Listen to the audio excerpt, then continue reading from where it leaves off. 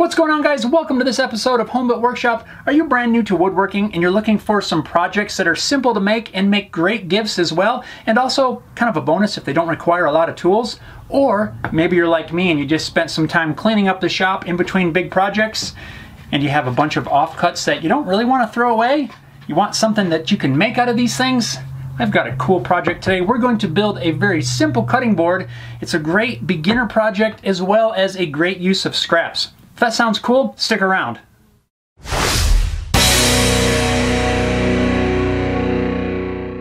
So before we jump right into this project, I want to let you guys know that this episode of Home Built Workshop is sponsored by Into the AM. You may have seen me wearing these shirts in a few recent videos. These are made by Into the AM, and honestly, these are probably the softest t-shirts I have ever worn. Into the AM is a men's clothing line that makes a ton of different things. They have a wide variety of printed graphic tees, as well as my favorite, the basic tee. These shirts are super soft. They're made out of a poly cotton blend. They're pre-shrunk, so they won't change sizes after you wash them. And my favorite, there's no scratchy tag to itch the back of your neck. If you guys are interested in checking out the products from Into the AM, there is a link in the video description as well as down in the pinned comment. If you use that link, you're going to get 10% off of your order. This also goes for their bundles. You can bundle together shirts, save some money, and then also get a 10% off on top of that. Pretty cool way to save some money and get some super soft shirts. Thanks a lot to Into the AM for sponsoring this episode. Let's get into the project. Before we jump in and start making a cutting board, let's take a second and talk about wood choices. If you've never made a cutting board before, it's important to choose the right woods. You don't want to use any kind of a soft wood because, well, it's just too soft and it won't hold up to the uses of a cutting board. Plus, a lot of times it's like a pine or something like that, and it's going to have some sap and things in there that possibly could flavor whatever you're cutting, and no one wants to eat a pine tree flavored something. You want to choose a good hardwood with a nice tight grain pattern. You don't want to use something with open pores like maybe an oak or a mahogany, something like that, because you risk getting food particles and stuff stuck down in the pores of those wood. It makes it hard to clean and really not the best choice for a cutting board. Some of the woods that I feel make great cutting boards are maple. We've got some maple here, a couple different kinds. I've got a scrap of quilted maple, some hard maple. We've got a piece of regular soft maple. Cherry also is a great option. And I've also got some bloodwood in here we're going to work in. Anything basically that has a nice closed grain will probably work just fine for your cutting board as long as it's a hardwood. Another wood that you probably should avoid if you're going to make a cutting board is reclaimed pallet wood. You never know what was on these pallets, and I just can't recommend using pallet wood for a cutting board. Now for my cutting board, I'm using a bunch of offcuts, so really the only cutting that I'm gonna have to do is just chewing up the pieces, making sure the edges are nice and clean. This one is a sawn edge. This one's kind of cut at an angle, so we're gonna run these on the table saw, make sure everything is cut nice and straight and square.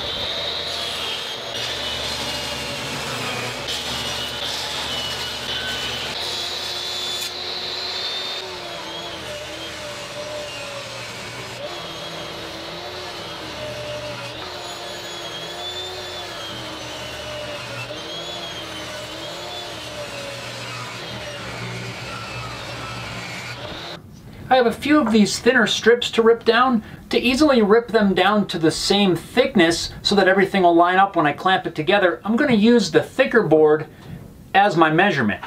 I'll slide the fence up until it touches the blade, and then I'll back it off just a little bit. We'll lock the fence down, and now we're ready to make our cuts.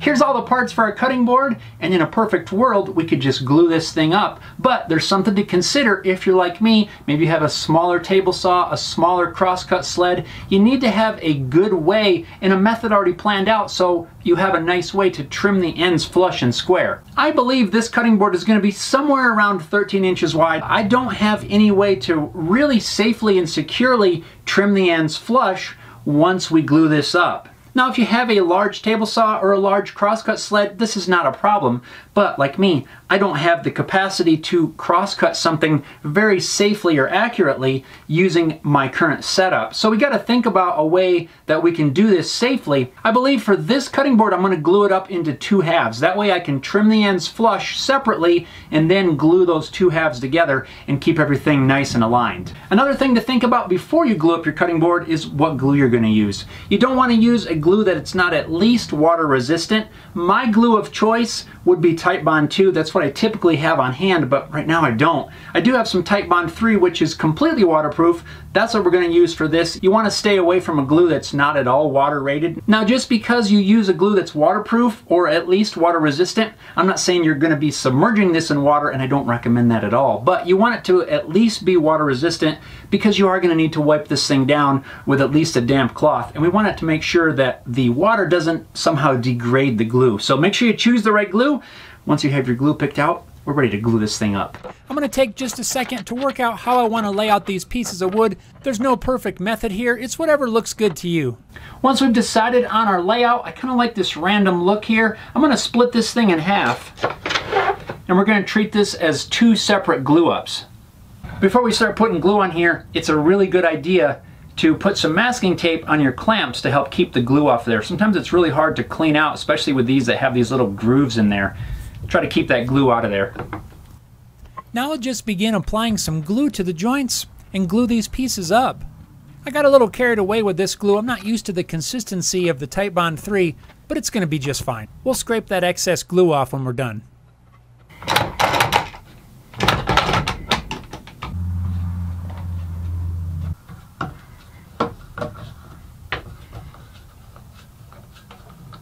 Now I'm going to do that exact same process to this other half, and then we'll have 2 glued up blanks. I'm going to spare you that because it's identical to this process. Add some glue, clamp it up, let it dry. See you in a second. I've got the second half all glued up and ready to take out of the clamps. Now I'm going to use a scraper to scrape off that excess glue squeeze out. This one in particular I've sharpened to a nice sharp point. It cuts that glue right off there like nothing. There's this one piece that I didn't quite trim small enough, so I'm going to shave that down real quick using a hand plane. Now with some 80 grit loaded on my random orbit sander, I'm just going to give these a rough sanding. I'm not trying to take it down to the final finish yet, but I just want them to sit nice and flat so that we can glue these 2 halves together. So I've got my 2 halves sanded. It's not completely finished sanded yet. There's still some glue and things on here, but the biggest thing is getting them to sit flat. That way when we glue the 2 pieces together, they're not going to have a tendency to twist or bow one way or another. We just want to make sure they sit nice and flat. Now we can switch over to the crosscut sled, square up one side.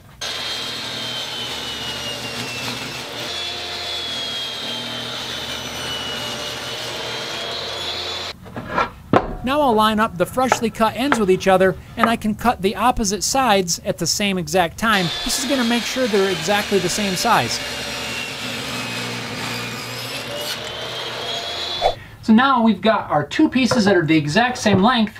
Really all we need to do is glue these together, but I got a quick tip for you. Let's say that for some reason when you line these up, you have a little gap. You can see right here I actually have a little gap. This glue joint's not perfect when I clamp this up. It could want to pull up and give us a really bad bow. An easy way to fix that without a jointer is just by some sort of a simple sled like this one. You can put your piece on there, and then using some sort of a sanding block, it could be wood, this one I have happens to be aluminum, and just sand that nice and square.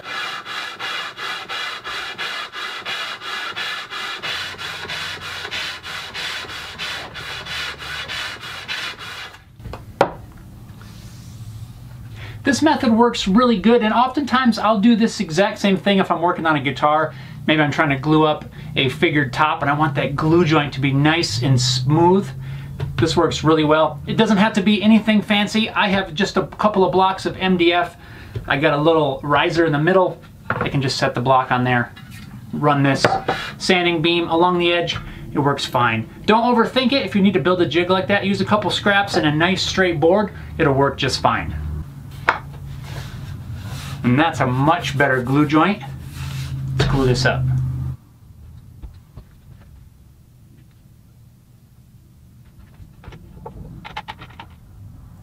I'm going to pay special attention to the ends. I want to make sure that that glue joint stays nice and even. And once it's dry, a quick scrape with the scraper to remove the squeeze out. And then we'll hit it with some more sanding. This time I'm going to spend more time sanding. I'm going to sand this one up to 320. Now that we have the whole thing sanded nice and smooth, we need to figure out if we want to do anything for the edge treatment. Now you've got a ton of options. You could just sand it nice and round. You could use a round over bit, but what I like to do is to use a 45-degree chamfer bit. I recommend at least putting some kind of a chamfer on there, because sometimes if this is laying on a counter, it can be kind of hard to pick up if you have no relief in the sides. It's kind of hard to get your fingers under there, so I recommend at least doing something, but you can try some different options, see what you like, see what works for you. We're going to do a 45-degree chamfer.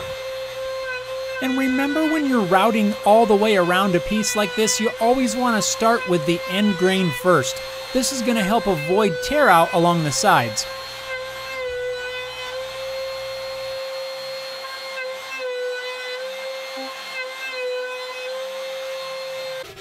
After running the chamfer, I'm going to take just a minute and sand any areas that may be rough or splintery, as well as lightly break the corners so they're nice and soft. Now we're ready to apply some sort of a finish to our board. Now there's commercially available products that are made specifically as a cutting board kind of finish. I've used some of those in the past and they work just fine, but for this project I want to keep it super simple. We're just going to apply a good heavy coat of just regular drugstore mineral oil. Mineral oil is a great finish, it's readily available, it's really inexpensive, and it works just fine for a cutting board. One thing that I do not recommend is a cooking oil like a canola oil or a vegetable oil. Those have the potential to go rancid on your board, and really that just sounds bad. So I don't recommend a cooking oil. Something simple like a mineral oil, a beeswax, or any of the commercially available products are going to work just awesome for your project. Are you ready? Here we go.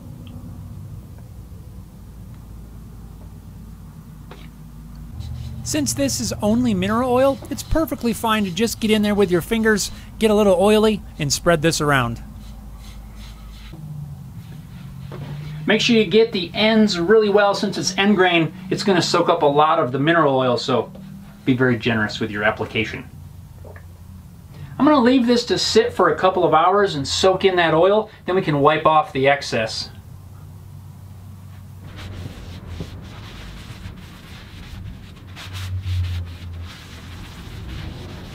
That looks pretty cool.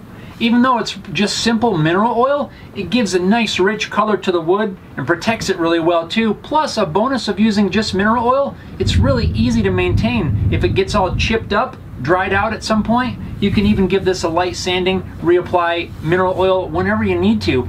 Really an easy option for finish. There we have it, guys. Our cutting board is complete. I hope you guys found this video helpful. Maybe if you're trying to find a use for some scraps, or maybe you're new to woodworking and just looking for some projects that you can knock out.